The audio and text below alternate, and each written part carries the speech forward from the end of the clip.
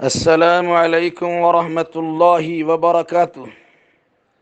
Programme تلخیص معانی القرآن کی 58ویں نشست میں آپ کا خیر مقدم ہے۔ آج کی اس نشست میں سورہ محمد سورہ نمبر 47 کا خلاصہ پیش خدمت ہوگا۔ سورہ محمد مدنیہ وجہ تسمیہ، پورے قرآن میں لفظ محمد 4 مرتبہ آیا ہے۔ انہی میں سے ایک بار اس سورہ کی آیت نمبر 27 میں آپ صلی اللہ علیہ وسلم کا اسم گرامی محمد آیا ہے۔ اسی مناسبت سے سورہ کا نام سورہ محمد رکھا گیا ہے۔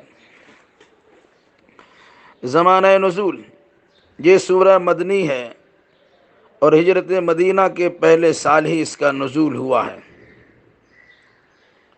مرکزی مضمون، کفار و مشرکین اور منافقین کے خلاف اعلان جنگ اور فتح و کامرانی کے حصول کے لیے جانی و مالی قربانیاں پیش کرنے کی تاکید و تلقین ہے۔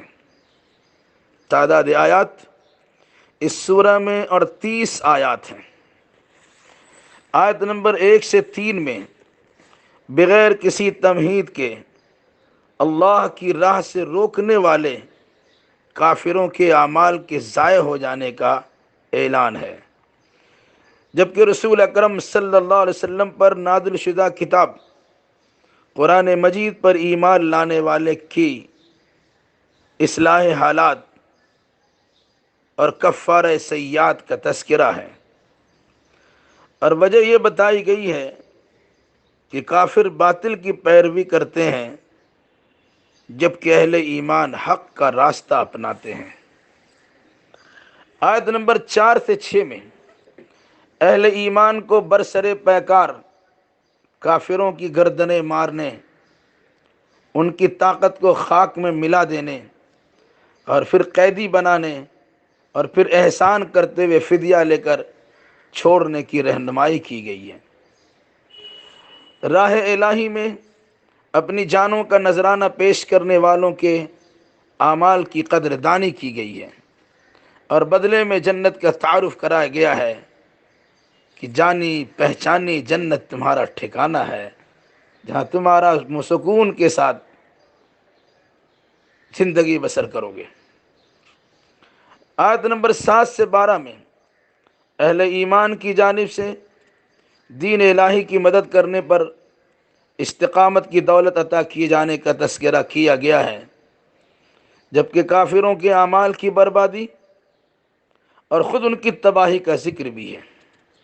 روئے زمین کی سیر و سیاحت کا حکم دیتے ہوئے عبرت پذیری کی تاکید کی گئی ہے، اور اس حقیقت کا واشگاف اعلان کیا گیا ہے کہ اہل ایمان کا ولی و کارساز تو اللہ ہے، جبکہ کافروں کا کوئی حامی و مددگار نہیں۔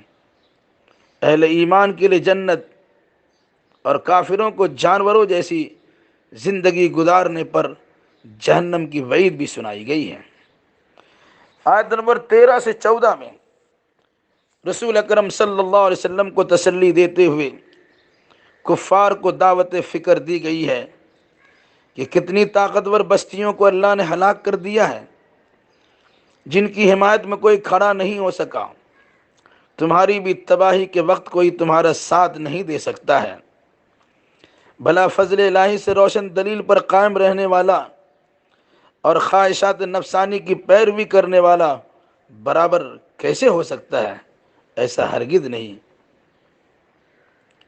آیت نمبر 15 میں متقی و پرہیزگار لوگوں کے لیے ایسی جنت کا وعدہ کیا گیا ہے جس میں صاف شفاف پانی، ذائقہ دار دودھ، نہایت ہی لذیذ شراب اور خالص شہد کی نہریں رواں ہوں گی، جہاں ہر قسم کے میوہ جات اور رب کی جانب سے مغفرت کی برسات ہوگی۔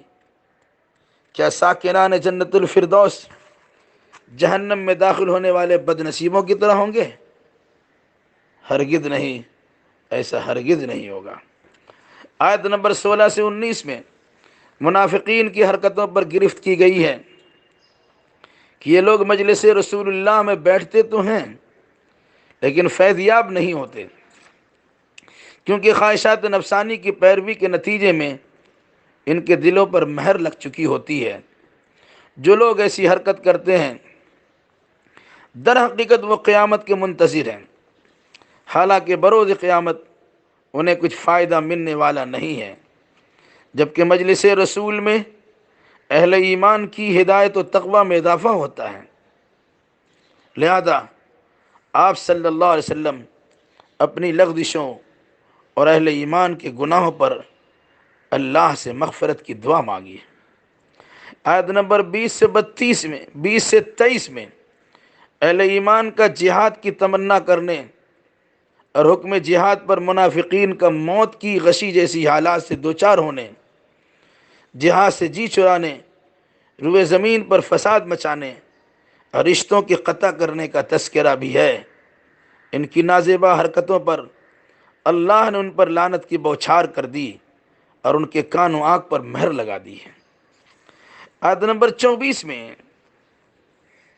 قرآن مجید میں غور و فکر نہ کرنے والے افراد کے دلوں پر تالے پڑنے کی وعید سنائی گئی ہے کہ جو لوگ قرآن میں غور و فکر نہیں کرتے در حقیقت ان کے قلوب پر قفل اور تالے پڑے ہوئے ہیں، گرچہ وہ اپنی عقل مندی کا ڈھنڈورا پیٹتے ہیں لیکن ہے تو بڑے بیوقوف۔ آیت نمبر 25 سے 31 میں منافقین کی گمراہی کی وجہ شیطانی پٹی اور ان کی جھوٹی تمنا بتائی گئی ہے۔ جب ان لوگوں نے غضب الہی کو دعوت دینے والے اعمال بجا لائے اور رضا الہی والے اعمال کو ناپسند کرنا شروع کر دیا تو ان کے اعمال ضائع کر دیے گئے۔ فرشتے جب ان کی روحیں نکالیں گے تو ان کے پیٹھوں اور چہرے پر مسلسل ضربے لگاتے ہوئے ان کی روح لے جائیں گے۔ یہ لوگ اس گمان میں ہیں کہ اللہ ان کے کینہ کو ظاہر نہیں کرے گا، حالانکہ اللہ جب چاہے اسے ظاہر کر دے۔ ویسے تو تم ان کے گفتگو کے انداز سے پرکھ ہی لیتے ہو، لیکن جہاد کا حکم دے کر اللہ مومن و منافق کی پہچان کرا دیتا ہے۔ آیت نمبر 33 سے آیت نمبر 38 میں بربادی اعمال کے چند اسباب بیان کیے گئے ہیں۔ کفر اللہ کی راہ سے روکنا، کفر اللہ کی راہ سے روکنا، رسول کی مخالفت سے بھی اعمال اکارت و برباد چلے جاتے ہیں، یعنی کفر سے، اللہ کی راہ سے روکنے سے اور رسول اللہ کی مخالفت سے اعمال اکارت و برباد ہو جاتے ہیں۔ ایسے لوگوں کی بخشائش بھی نہیں ہے، اور اہل ایمان کو تنبیہ کی گئی ہے کہ سست نہ پڑنا، کمزوری نہ دکھانا، میدان جنگ میں صلح کی دعوت نہ دینا، کیونکہ ایمان کی بدولت کامیابی و کامرانی تمہاری تقدیر بن چکی ہے۔ یاد رکھنا، دنیاوی زندگی تو محض کھیل تماشا ہے، اس سے دل نہ لگانا، بلکہ ایمان و تقوی کی شاہراہ پر گامزن رہتے ہوئے انفاق فی سبیل اللہ سے جی نہ چرانا، بخیلی و کنجوسی سے اجتناب کرتے رہنا۔